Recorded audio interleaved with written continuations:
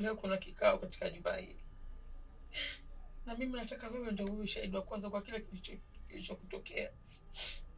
Nyosha vizuri hapo. Leo kuna kikao katika nyumba hii, twende action. Leo kuna kikao katika nyumba hii, na wewe ndio nataka uwe shahidi wa kwanza kwa kile kilichotokea, ndio kitakachotubakiza hapa. Jisimamie, jisimamie kwa kila mtu kwa ajili ya kwangu, Mwamini pamoja na kaka yako Mashuda, ili waone hawana usafi huo.